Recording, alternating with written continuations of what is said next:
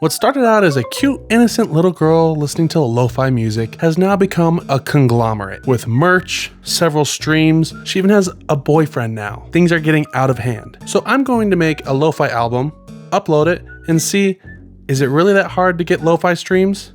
Lo-fi, which really just means low fidelity, refers to like the quality of the music being sampled, so to speak. So like a lot of people sample old music, or they make new music and try and make it sound old and vintage. Like me. When people hear lo-fi, they mostly think of lo-fi hip-hop. But you can have lo-fi house, lo-fi drum and bass, lo-fi, really any genre.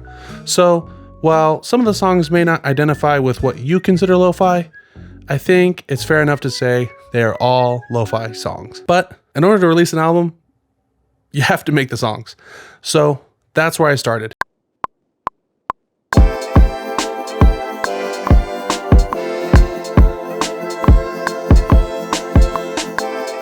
I ended up making, I think, 8 songs. Some of them were a lot easier than others. I definitely found that as I was working on the songs and I had an idea of an album in mind, it became easier with each song. I know how I want the drums to sound. I know what synths I want. I know how I'm going to start the song, how I'm going to lay out the song. It got easier each song because to an extent I was doing a replicable format. Lo-fi music for a lo-fi album. There are some songs that I really fell in love with instantly, and a few that I had to go away, come back, go away, come back. Honestly, I really like every song that I made. Now, another thing about these songs, I used Vocaloid on some of them. I thought maybe it would help to be niche, and I think maybe it did the opposite. It might have hurt me, but it's still cool. I used some Vocaloid, a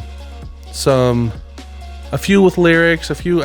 I tried to make one of them sound like it was talking. I did a few like humming or audible noises, but honestly, I'm pretty happy with the way that all of the Vocaloid songs turned out. Not all of them do, but most of them do. For a lot of the songs, I used like rain ambience in the background because actually, I was watching a Lo-Fi Girl stream, and you know how they have the little surveys?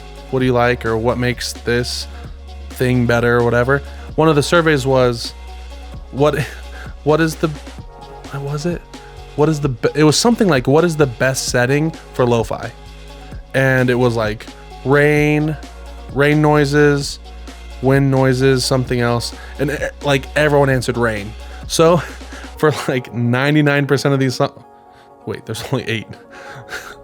For like most of these songs, I used rain in the background. So I used some noise. I think one important thing, like when you're making lo-fi without actually sampling, is detune, cut out some high end. There's a few plugins you can do that. I use Isotope's Vinyl because it's free and it's amazing. Some of these things you can do yourself, but it just makes it easier. So that's one way. I think you're trying to capture this essence of nostalgia where it's like warm and cozy, and I think that's where kind of like the detuned synths and the lack of high end kind of feel a little warm.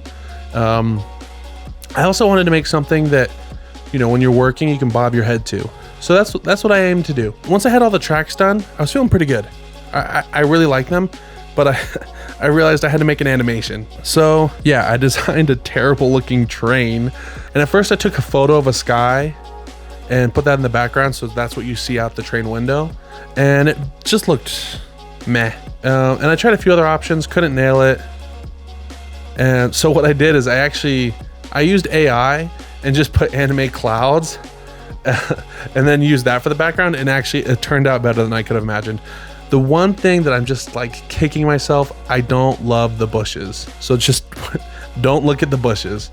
But I think that the animation overall turned out really good. It looked kind of bland at first. I added a bunch of effects that I could go into. It's kind of boring, but to make it look like an animation, basically just go watch Ben Marriott. I copy a lot of what he does because he is insanely talented and he gives all his knowledge out for free. So I had the music and the animation. The problem was I finished it like the night before I was going on my trip. I had to upload all the songs to DistroKid. I haven't uploaded them to SoundCloud yet. Maybe I should do that. I had to export the full mix And I exported each individual song and uploaded them all to go live in a row. By now, the mix has been up for probably 2 weeks, and each individual song I set up to release for every day after the mix. So I think Friday of last week is when the last song ran out. I guess that takes us to the part you guys care about the most, which is can you get a lot of streams? Is it easy to blow up with lo-fi? And the answer is no, not really. At least for me. Maybe it's that I leaned into Vocaloid too much. Maybe it's that my animation sucked, but the mix, let me pull up the numbers here. This is right now as of this recording. So the mix currently, for being up for 2 weeks, is at 159 views, a 346 average view duration.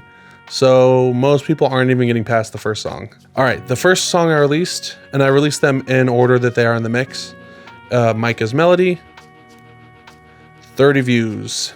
Let Go of Tomorrow, 37 views. Focused, which is one of my favorites, 39 views. September V2, also one of my favorites, 31 views. Sometimes I Just, which that one really grew on me.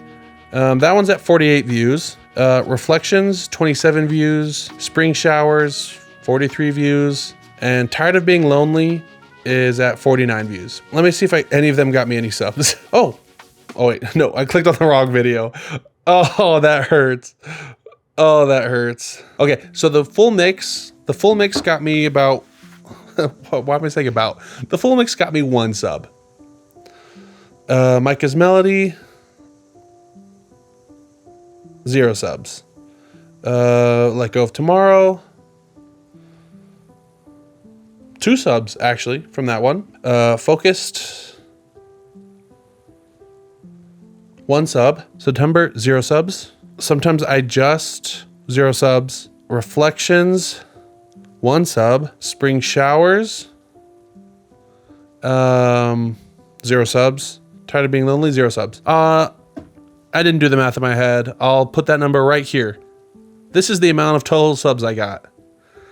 I suppose if I kept doing this for years and releasing mixes upon mixes, you could get pretty far and do pretty well. I guess that's the advantage that Lo-Fi Girl has, is it's almost like a distribution service at this point where tons of musicians are throwing music at it, so it always has content.